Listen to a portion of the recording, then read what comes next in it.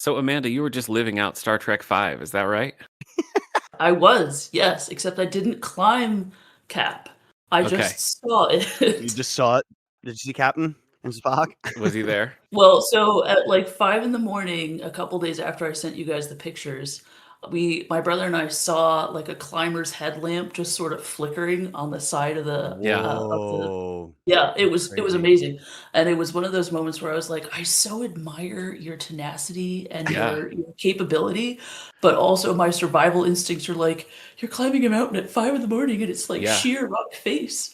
So Yeah. That's it intense. was crazy. So it might have been Cap, you never know. It could have been. Yeah, Yeah. so Amanda was at El Capitan, and where was that? Yosemite? Yeah, yeah. And she sent us a picture, and it was so clearly like, yeah, that's the Yeah. place where Kirk was climbing. That's exactly what So I thought. I was like, whoa, hey, Kirk. I didn't like. That's I the think first thing even that with popped in no my head. context, I would have been No like Star context. Trek Yeah. Five. Just start Yeah. singing "Row, row, row your boat." You know.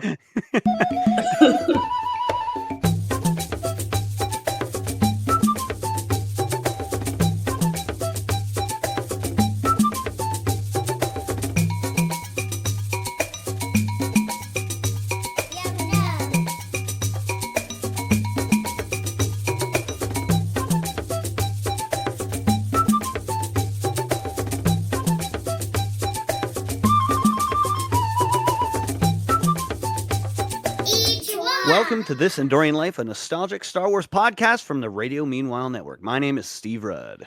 I'm Nick Gunning, and we're following the Ewoks from Return of the Jedi to the movies, the 80s cartoon, and beyond. Today, in honor of Star Wars Day, we are discussing the graphic novel Ewoks with special guest Amanda Smith from the David A. Howe Public Library. Welcome, Amanda. Good to be back. Oh, yeah. Together again. Yeah. I don't want to Yeah, get too gang's ahead back. of ourselves, but I think maybe we read something kind of fun this time because we've been on a bad. Well, Amanda and I had a good time last year with MedStar, but Steve and Not the so much. abridged versions really. But you know that you made that problem yourself, so I don't think I you can did. blame. I That's did true. make that problem myself. You know, I don't like doing anything easy apparently, and Yeah. I did it to myself again. Yeah, tell the nice people what you've done this time. So I could only rent. Apparently, Hoopla only had this comic in German, so I Yeah. had to sit there with my iPad and then my phone hovering over each speech bubble, translating it into English from German. And I got to be honest, I went down some wild. Context matters, Yeah, and you realize that so much when it comes to I like guess. science fiction. Like I did my best. Well, again, I think that's on you. I don't think that has It's anything to on do with the. me.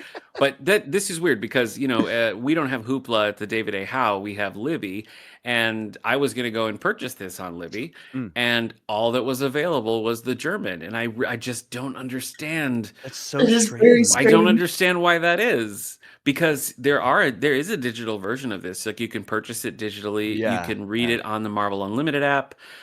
We at the library we have the paperback, so that's actually how I read it, and Okay. it was fun that way. But it was the digital version of this was weirdly difficult to access. Amanda, how did you read it? I also read it on like actual paper format, so I found a copy Classic. just because I did some searching around and found also the German copy, and I Okay. was like, this probably won't go so well.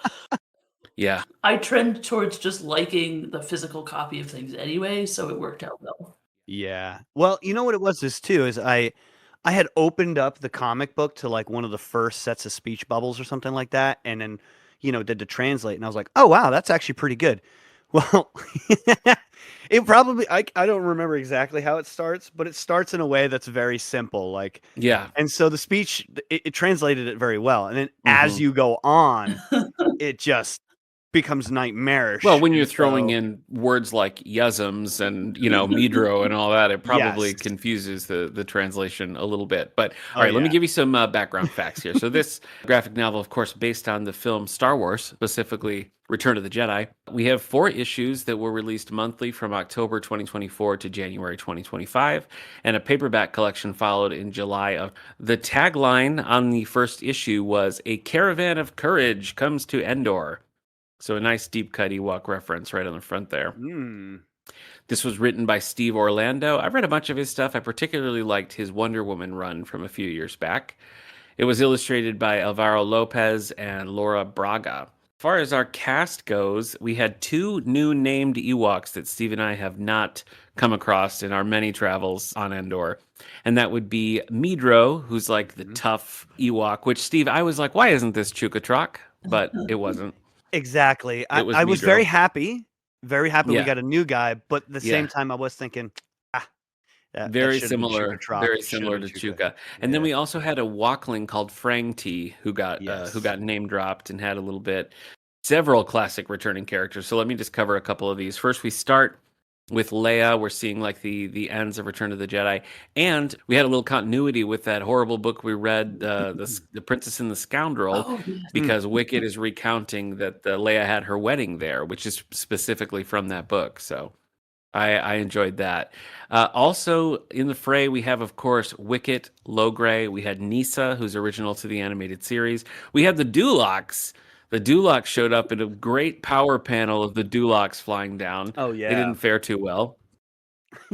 We had Tebow, and this was kind of interesting because it was the visual of Tebow from Return of the Jedi, but the characterization of him being like Logray's apprentice was straight out of the cartoon. So they kind of mixed the worlds there. We had Chief Chirpa. The biggest surprise to me was Asha. Yeah. Asha specific to the animated series. That's the title of the episode she's introduced in. Really cool concept of this Ewok who has like left the tribe and is just like out in the great wide world on her own. And we never hear from that character again, basically until this. Yeah. So I was excited when they started talking about the red ghost. I was like, no, it can't be Asha. And it was. Amanda, are you familiar with that character at all? No, so I hadn't watched any of the series whatsoever, Okay. except the episode that you sent me yesterday. And I was like, oh yes, this is what Steve and Nick are always talking about. Yeah. So it was kind of fun to jump into that world. And also just because a lot of the characters I didn't know, I was going to ask you, I was like, are all of these characters in the animated series? So it's fun to hear that like Midro was a new character and Asha was a continuing one, because Yeah. from a perspective of not having any background, I was like, who's Asha? Why wasn't she Yeah. involved in the big Endor battle? Who's this person? Yeah. So what did you think of the episode? Because I remember Asha being a pretty good episode for the Ewoks. Very but that's good not episode. saying much. Yeah, we I enjoyed thought it was very classic young cartoon group. I think Yeah. some of the things I got caught up on though were like the Dulocs just reminded me of the Sneetches from Dr. Seuss.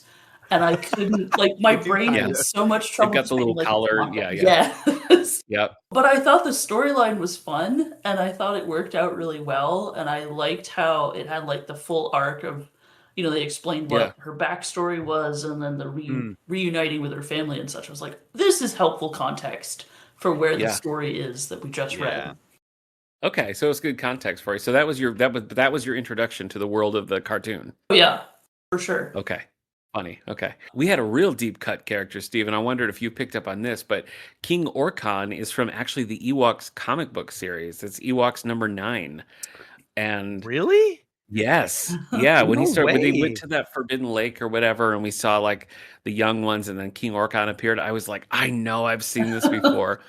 And yeah, that's the only time he's Oh ever my appeared is gosh. in the comics based on the animated series. Right. So that was a very deep cut. Yeah. We also had the Condor Dragon, who debuted in The Adventures of Tebow, which was a book Steve and I read last year, but he also showed up in those My Comics that we covered, Steve, Yes. plus Battle for Endor and a couple other places. Mhm. We had the Gorax, which we did as a Halloween episode. We did Night of the Gorax, so that was fun. We had the Yuzums, who were in 4 or 5 episodes of the animated series. The Yuzum too is the stinger in Jabba the Hutt's. That's a Yuzum. That's right. I thought they looked familiar. I was like, do I Yeah. know these guys? Okay. I was reading about them a little bit, and in Return of the Jedi, supposedly, and who knows how true this is at this point, Yeah. but the Yuzums were originally kind of thought to be kind of a counter to the Ewoks, and it didn't end up making it into Return of the Yeah. Jedi, but the puppet that they made for that ends up in Jabba's palace, so I think Yeah. that's why we see them there. Oh, that's cool. Finally, we had a little cameo from Teak, who was running around with them in Battle for Endor, and we haven't really seen him since. Yeah. So that was fun. I was very pleasantly surprised by the amount of like of the animated series and the animated series comic book that they brought into this. I was delighted by the deep cuts that they made. Oh, absolutely. That's what made it fun. Yeah. It was a difficult read for me, but that was just like, oh, hey, there was times where I Yeah. didn't need to. I would turn the page or flip the page, Yeah. and I'd recognize who they were. I didn't need the translation. The Yeah. names came through just fine, but like, Okay. yeah, like they just did a good job of like incorporating so much, and it didn't feel like it was. They didn't feel like they were member berries where they just kind of Right. like placed them in there to be like Easter eggs, but they Mhm. actually did, like, everyone kind of had a role that was Mhm. brought in to be a part of it, and then everyone was normal in their role, Mhm. which I thought was really good. The only guy that I thought was a little bit interesting that they brought in was I can't remember his name, one of the bounty hunters, the big one with Oh, like the right. horns in his Burbank. chin. Yeah. Yeah, he's in the sequels. I Oh, I Oh. am sure. I think he's a sequel character, Oh, I that's believe. interesting. that is And so I interesting. thought, Okay. well, yeah. And then it said at one point, I was just like, oh, he'd be like really old. And it said that I think there was one panel. I mean, I don't know, could have been lost in translation, but it seemed like he was very old. Yeah. Like he lives for a very long time, like 1,000 Okay. years or something like that. So I was like, oh, okay, that makes sense that like Yeah. he'd be alive now and alive also in the sequels. But I Uh, think you're right though, like what you're saying about they weren't distracting cameos or anything. It's where yeah, it's things which is like, good. if you have never seen the Asha cartoon, that's fine. Like, they establish that character. If you don't remember Orcon, you don't need to, but like Yeah. they put the time in, to get those little references for basically just you and me, Steve. I think, That's what it was. Yeah, that's at what they this wrote him in point, there for us to you know, find. This is why Yeah. I'm glad that and I'm we on did. this podcast, though, just because I was like, how many of these characters or these Yeah. groups are standard to the previous material that's been out Yep. there that I Oh just yeah. don't know Yep. about? A good That's mix. cool. Every It was one a of good them. mix. Every Yeah. Every one of single them. one. Every one of them, yeah. All right, our Star Wars link for this episode is Steve Woods, who serves as the cover artist for the series. And apart from his work on Ewoks, he also did a cover for the Dark Droids series, which I haven't Ooh, read, but it looks me intriguing. either. Outside of Star Wars, he's worked on some of my favorite runs, including the Robin series from the early 2000s, which I had a subscription to that. Came to Hmm. my house every month or whatever. I loved it. And he worked on the Superman New Krypton era, which was also a really fun run on Superman, which I think is being collected into big, massive omnibuses right now. Oh, So, no Cool. way. yeah. But that's it, Steve. I don't know if we can trust you to give us the uber detailed plot for this No. based I on how had you to. experienced it. But Yeah. But I want to hear your version, though, because I'm very yeah. interested, like, what you got. No, I grabbed this online, so I appreciate Okay. whoever did these little Okay. issue synopses. All right. With the uber detailed, not written by me plot of Ewoks. Issue 1 is following the Battle of Endor. The Ewoks, including a hesitant Wicket, are adjusting to the knowledge that the galaxy is much larger than they thought. Meanwhile, Imperial General Turn Koyata, authorized by Moff Adelhard, leads a team, including bounty hunters Forlom and Zuckus, to Endor to secure a hidden forbidden cache of weapons. The issue introduces Midro and the Red Ghost Asha. Issue number 2. Wicket and Midro begin to act as a mismatched buddy cop team, navigating the perils of the forest. The Imperial team, struggling with the local environment and creatures, moves closer to the village. That village being Bright Tree. Dun, dun, dun. Issue number 3. The conflict escalates as the Imperials continue their hunt for the hidden arsenal and the Ewoks begin to mobilize to defend their home. The story leans heavily into the strange, dangerous wildlife on Endor, including a face-off with King Orcon. Yes. Yes. Issue number 4. The finale features a final stand against the Imperials with the massive Gorax, the Great Devourer, entering the fray. Wicket leads an army of Yuzums and fellow Ewoks to fight back, while it's revealed that Koyata was just a pretender and not a true general. The Imperials are driven off, and the Ewoks celebrate. Roll credits. Now, is that the synopsis that you got from your first read through, Steve? Yeah. I want to hear the fever dream that Steve thinks this is about. You don't want to hear the fever dream. Okay. This is so funny. This is so funny to me. Well, here's the Just out of crazy thing too. control. The longer I would hold it there, sometimes the translation would adjust and then be different. And I'm like, whoa, In a better way or in a worse way? generally in a better way. Yeah, generally Okay. in a better way. It's really interesting. So each Chihuahua translated as wow, a big Nice. wow, which I thought Fair was enough. very fun. I was like, Yeah. okay, yeah, That each works. Yep. Chihuahua, wow. What did you think about the Ewoks in general, like the way they were presented? Steve, did it seem It well? seemed to Who me, knows what you read? So actually, I don't it's know. well, this would be my Okavark moment Okay. when the Imperial team first meets up basically with the Ewoks. It seems like there's this like negotiation going on Hmm. with them. Well, not negotiation, I should say like the Ewoks almost are sort of trusting, but only slightly mistrusting them. Yeah. Just and this is, I mean, it says it in the beginning, following the Battle of Endor, and that's you get that feeling like this Endor just happened, right? The Yeah. Battle of Endor. So like they're fresh off of anything white walking through the woods, blast it. Like Right. literally. And so I'm sitting here going like, are they seriously like talking and about like, no, you can like spend a night over here. And I'm like, wait, what? Yeah. They've been treating you guys poorly and like killing you guys for the past couple years or 10 years or so while they were building the Death Star in orbit, and then you fight them, and then now you're like, oh yeah, well, you Yeah. can spend the night over here. No, you're gonna blast them. Like, and Yeah. anyone with them, you're gonna blast them too. Well, they're not gonna blast them, but like it just seemed so strange to me, and that really caught me off guard. I had to go back a few times to kind of like read the translation and be like, is this guy in a Imperial Scout armor Yeah.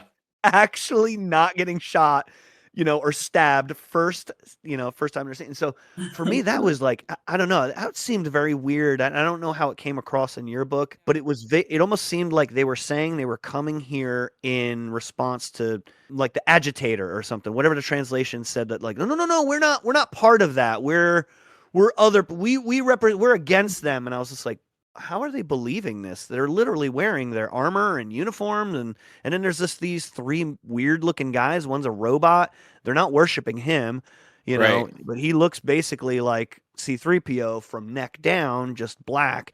And so it's just like a weird Yeah. scenario. I don't know. What did you guys think of that? Well, I read this in the original Klingon, and the translation was very. No, I get what you're saying. I do think, Amanda, maybe you remember this, but I felt like they were.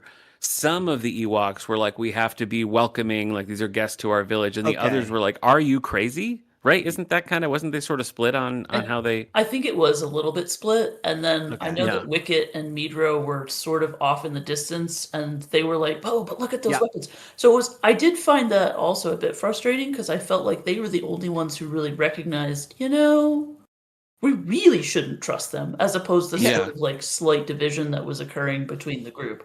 So yeah, that was I get why it was a frustration. I also went back and was like, no, he's clearly wearing stormtrooper armor. Why is this okay? Yeah. Well, that kind of rolls into, I guess, like we're jumping to the Oak of Arc moments, but Oh, I'm sorry. Yeah. I no, realized we it's didn't okay, really because talk. I mean I was kind of struggling with how to talk about this without revealing mine. So mine is just that I felt like in some ways the Ewoks were like overly sophisticated. Like the initial conversation they have Yeah. in the village, like those pages are just like all text, and they're having these very like, well, if we allow this and all this stuff happen, and it just Yeah. seemed a little bit more developed than I think the Ewoks typically are seen to be. Yeah. And that just struck me as wrong, and I felt like that characterization kind of colored how the rest of the story went, because it just seemed like they were a little too heady about everything that was going on in a way that just like Yeah. didn't quite gel. And so it took away a little bit from the whole concept of like the Ewoks outsmart the Empire, just with ingenuity and all that, and it made it seem like they're real thinkers and stuff, which I just kind of think takes away what makes the Mhm. Ewoks so fun. So for me, that was the thing that I was like, I don't really like that. Did you have an Oak of Arc moment, Amanda? Your least favorite moment from the story? I think it was almost like a compilation of smaller things. So, like at the Yeah. beginning, when Koyata's having the conversation with the Moff and he's trying to convince him, let me go and do this thing. The Moff clearly says, he's like, but I don't trust you. And then the scene Mhm. changes and it's clear he's like, but I'm going to let you go do this thing that I probably On shouldn't your own. actually apply Yeah. to. So Yeah. it was that, and I was like, "Wait, oh, okay." And then, like, the other moment when they have their first encounter with, like, the Dulocs, and they get done with that, and the Imperials are like, "Oh, but the ship was really damaged by our blaster fire." And I was like, "Wait, basically every other book that we've read or movie that we've seen, blaster fire does nothing. So your ship is That's a great now point. I didn't even think about irreparable that. because of your okay." So when you see the picture of all the stuff that he's managed to ferret away, he's got like Mhm. the 2 Lambda class shuttles and 2 ATS. He's got all of this equipment stuff, and I was like, how did this low level Koyata guy who clearly has no skill set really manage to Yeah. get all of this stuff in this cavern and just like tuck it Mhm. away? So Yeah. I think it was just things like that I felt like didn't gel well with the story, Yeah. but also just added kind of funny elements. I was like, all right, I'll suspend disbelief and we'll just keep going from there. So yeah, it wasn't like one thing. It was just a compilation of little things that I thought were Hmm. Yeah. a little Like, off. why did they have to make him a fake general? Why couldn't it have just been a captain that was like, Yeah. "Oh, yeah, at one point, we had to stash this stuff to protect it, and then the Empire's forgotten about it. I know Yeah. where it is. I know where it is," right? And so it's just like, why didn't you just land by it? I guess the one thing about him being fake was when we first are introduced to Kayada and the Moff. My first reaction was like, these aren't what Imperial officers are like. These guys are so like young and dashing and handsome. Imperial officers are like, you know, Old and old gray. Right. British, like Old "Well, and we British, must," you know. British, yeah. Yeah, And so when at the end it's revealed that Kyoto is just like a low level guy who's like pretending, I was like, oh, well, then that actually does kind of make sense that he's like Yeah. portrayed in this way. But that sort of gets to my overall feelings about this is that like I really enjoyed it as like an Ewok fan, seeing Asha, seeing the different things pop up. Yeah. But I didn't really enjoy it as a story. I agree with that. Yeah. I was kind of like when I just read what the tagline was about, it was like, what happens to the Ewoks right after Return of the Jedi is a story that we haven't really seen outside of, Princess and the Scoundrel, but that really wasn't focused on the Ewoks and it didn't Mhm. really give you much into that. So the concept of seeing what happens next was appealing to me, but this just didn't feel at all like what would happen next, first of all. Yeah. A couple of random Imperials and random bounty hunters being on Endor trying to find remnants, like, just didn't make any sense to me. Yeah. And for a thing that is called Ewoks, it really wasn't about the Ewoks experience or anything like that. It was just more like, here's a story about these rogue Imperials, and the Ewoks are going to be their nemesis again. And it's just like, well, but that's no fun. Why? You know? We've done that. I guess they technically weren't really their nemesis either, Not because really. Yeah. their nemesis was just literally everyone in the woods. Right. Right. Everyone and everything. Yeah. Well, You Steve, know? I think I like the version of this that you pitched, where it is just a rogue captain who's maybe stranded on Endor and is trying to scrape up like what he can and, Yeah, that return or would have been whatever, like an better. Yeah, opportunistic like kind of officer who's there and he's like, well, I got all this a equipment. I got, deserter or I'm gonna make the something. yeah, Yeah, yeah, like, and then he has to kind of like fight the different things in the woods, which right, actually would make sense, right? Or like maybe a small crew. yeah, The first couple pages could have literally just been like the last minutes of the battle, mm, and having a group of the bounty hunters being like, look, let's get out of here, like, screw it, like, this, we're losing yeah, obviously. And so yeah, they get out and they crash land on the planet and then have to deal with that would have been yeah, really compelling. A bunch of bounty hunters, they're not really all that friendly with each other, but they kind of have to work together. hmm. So they're infighting. They're also fighting with Dulocs and Yuzums and Okay, but let's snakes. talk about the Dulocs for a minute because Okay, yeah, the Dulocs, I really liked the character designs. Like they were a little bit more yeah, serious. They looked Yeah. less Seussian, to Amanda's Yes. earlier yeah. point. Very true. But they show up on that cool splash page, and it's like, oh, the Dulocs, They and then it's do. like dead. They're dead. They killed them all. Yeah. Like Yeah, instantly. they killed them all. I don't understand why you wouldn't. Wow, that was completely Yeah, easy. Like, it's why kind of like wouldn't what you it seemed have like in the book. those Imperial remnants team up with the Dulocs, like against, let the Dulocs kind of be their guide, and maybe they double cross Yeah, each other or something. But it was just, that was kind of an Easter egg for an Easter egg's sake. So as much as I like yeah, seeing because them, I was the kind of Dulocs disappointed. are opportunists, Yes. and I think that's a great point. That, like, if you want to get to your weapons cache, you got to go Yeah. through the Ewok territory, and we can help you out with that. That would have been really That cool. would have been clever. I mean, it was fun having the Dulocs. Yeah. I guess I wonder if Fornot would have been able to withhold just shooting them all because, like, Yeah. he has the whole spread where he's talking about True, how yeah. they're berserkers. They don't kill for Yeah. food or anything like that. It's all just for fun. So I feel like Yeah. he was a loose cannon anyway, and probably would have just ended up full killing them. That's fair enough. Yeah. I think, there's a lot of things. They talk about the Sun Star a little bit, which is like was a big Mhm. deal in the comic books, but then we also had the trees, like the sacred trees and stuff, where like if those trees get destroyed, it kind of kills all life on The Endor. planet will die. It would have Yeah. also been an interesting element if like the tech that they were trying to get was somehow like they couldn't get to the tech or they couldn't remove the tech without destroying those trees. Like Oh, give that the would have been Ewoks cool. a little bit Yeah. of buy-in, like something to defend. As it was, I didn't really understand anybody's motivation. I know they were kind of just like, all right, bye. Yeah. Well, I also found it odd that when, like, Wicket was taken, they were only like, "Oh, Midra and Asha, you guys go, but we're only sending you two. We're not Right. sending Yeah. anybody else." Yeah. And I was like, Yeah. "Well, wait, I thought you were like a tribal Yeah. community. Wouldn't more of you go?" But It seems like it. yeah, We've pointed that stuff out too before with like, oh, the planet is gonna die. Let's send all the Yeah. kids to That was water a the constant tree of problem life. with the animated series. Yeah, we're like, okay. Yeah. I guess they just don't like the kids. Maybe they're just trying Yeah, to maybe get rid of they them. are. we're like, we have too many. Yeah, We that can't do could be. this. That's It could be. crazy. You know what, Wicket? It should just be you. Yeah. Have a good one. Like, Good luck. Well, and in the early days, what I always was, anytime an Ewok was on a glider or something, I was so delighted. And I did feel like they didn't really do much of what the Ewoks are known for. Like when you watch Right. Return of the Jedi, and the logs are smashing the walkers, and all that kind of stuff that's just like clever and interesting. There really wasn't any of that, which I feel like No. is a missed opportunity. So. I don't know. I said at the top of this we read something better, and I still stand by that. I feel like this is like a solid I 3-star think for me, so. but I also can't help but be frustrated by the potential that wasn't met. Yeah, I think that's I did enjoy it. Yeah. I did think it could have been way Yeah. better, especially with the cast that they included. And we just have high expectations, and when you're introduced, I mean, I just think of the Zach Gialong or Yeah, Zach you're right. or Jack Zach. Gialongo. That one was really Yeah. good.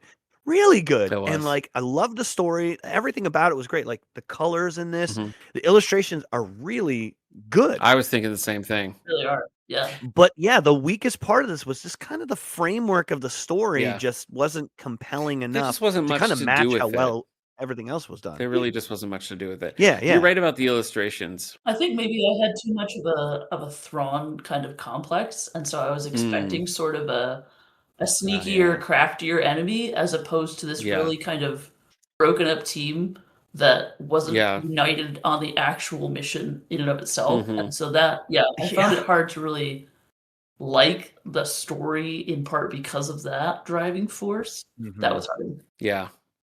Yeah. The illustrations really were going a long way to make it more enjoyable than I Oh, they think the were writing great. was giving it. Because there was a cool Yeah. scene where I think it is when Asha and Midro take off and they're on, I don't remember the name of the animal, but they're on like a big steed. Oh, it's a Bordock. The splash page is just really cool.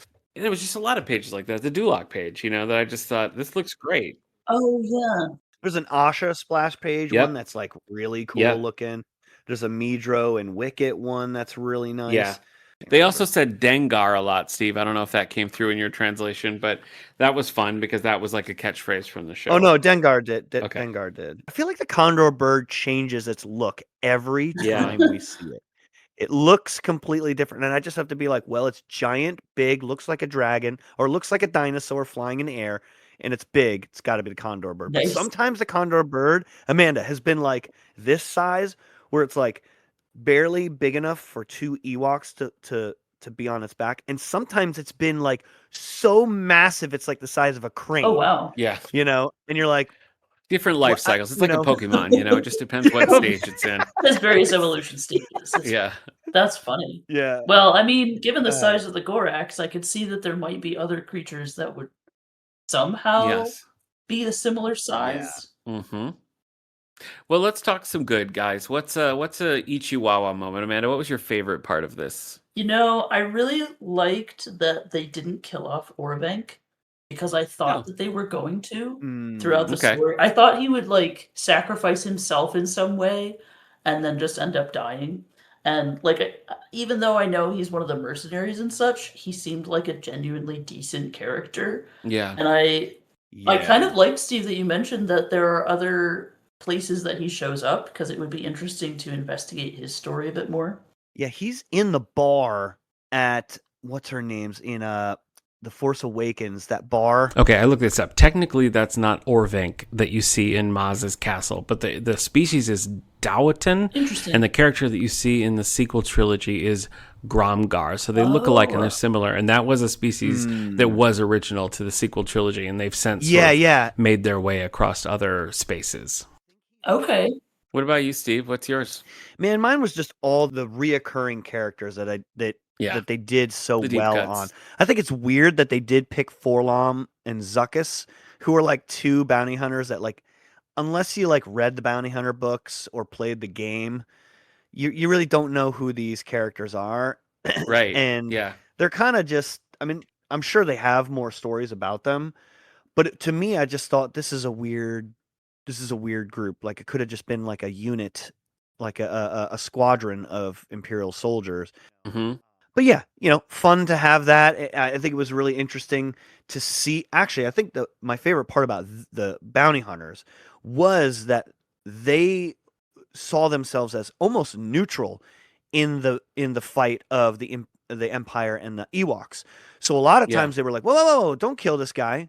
Like I respect it. Like the big guy was like, I respect this culture and their ways and things like that. Mm-hmm. And Forlom and Zuckus were like, yeah, like they were kind of that like, they're murderers, but they Yeah. murder when there is money Yeah. involved. And so they Yeah. don't just go around just like shooting random people. Yeah, just for That there's like funsies. an Yeah. actual like conscience or code to them that like, they're like, whoa, why would we be violent against these guys? I don't know who they are, Mm-hmm. Right. There's nothing in it for me.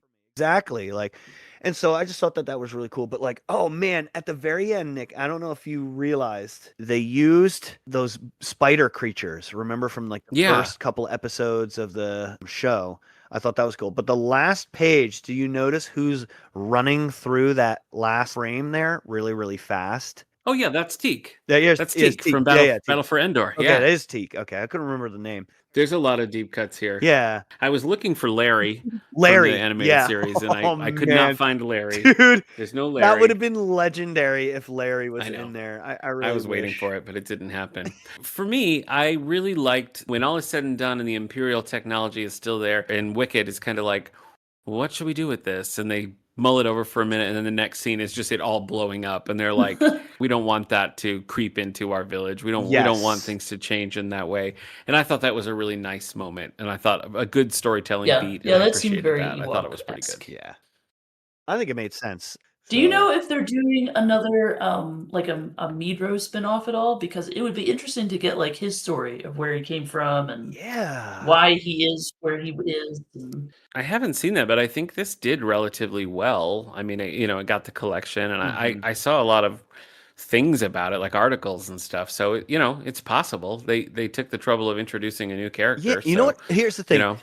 Maybe I just realized something that Nick and I have talked about this, where we have brought up like sometimes in the show where it's almost too much peril, right? The peril meter of like, we need to do this thing or everybody is going to die. The planet will die. Everybody on the stakes are so right. it's The like, whoa, stakes, okay, the stakes whoa, are so that's too crazy much. high. Yeah. This, it felt like there was almost no stakes. There was nothing in it even for the Ewoks. There was nothing in it Yeah. for the Dulocs. They could have had something in it, but there was just nothing. And I think Nick, you had said it where it was just like almost the Ewoks were kind of just like a supplemental character in the Ewoks comic. Like it wasn't really about them. It was about retrieving the weapons cache. So yeah, that's like to me, like I don't know, that bugs me. Maybe that should have been my Oak of Arc, but like yeah, like I don't know. It just seems like a weird thing to kind of to write it that way and have them. I mean, they were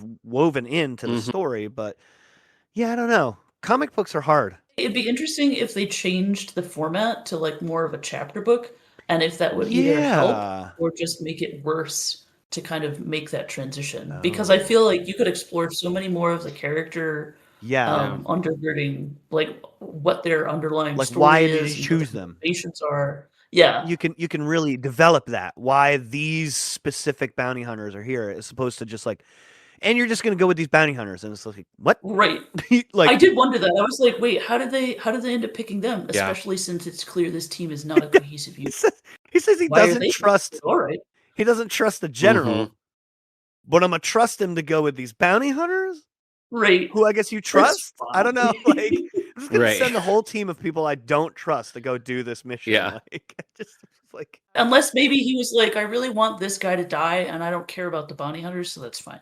yeah, Well, it's always a problem, I think, when you add a wrinkle into something, but you don't really have any plans to flesh it out. Like, it's not really about these characters or learning more about these characters. It doesn't matter if they win or lose.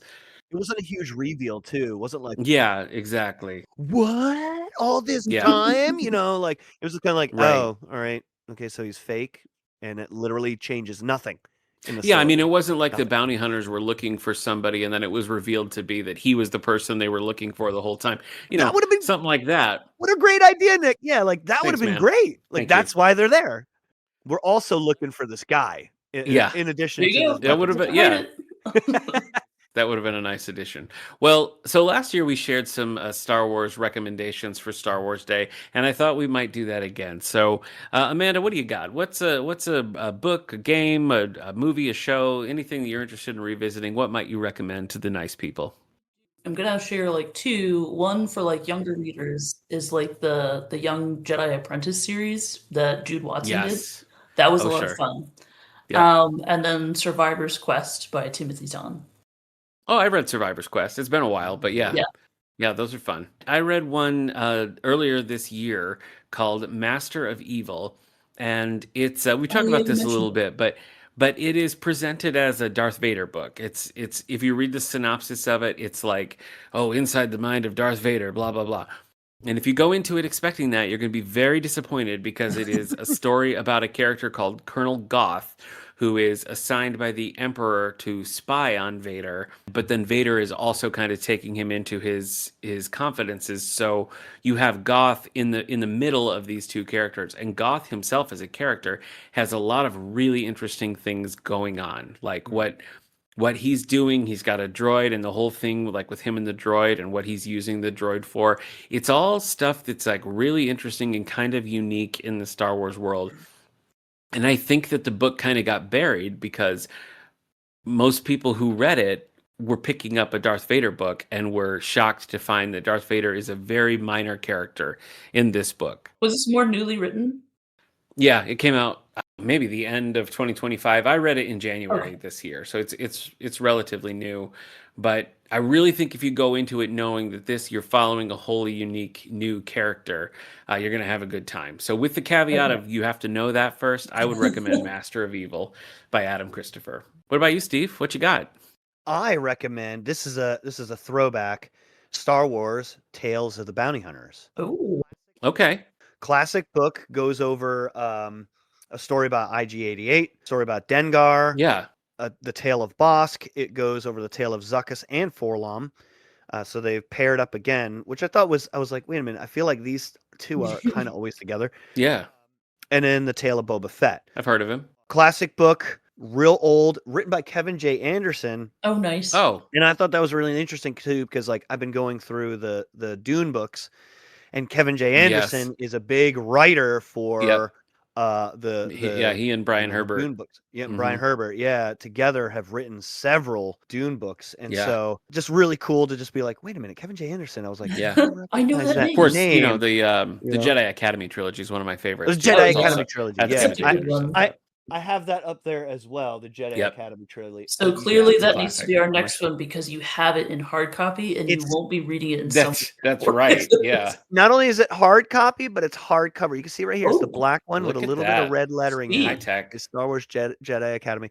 Yeah, And great I trilogy. shouldn't have to ask this, but just to confirm, what language is it written in? It's in It's in Japanese. it's in English this time. Okay, English. Okay, Nice. But get all the that'll context. be good. That's Okay. fabulous. So yeah, Star Wars Tales of the Bounty Hunter. 50 If you're cents, local you to know. the David A. Howe Public Library, we have it right here in the stacks, and we have a Do you pretty really? huge. Yes, we do. We have a Oh, pretty huge wow. assortment of Star Wars books and comics and games and DVDs.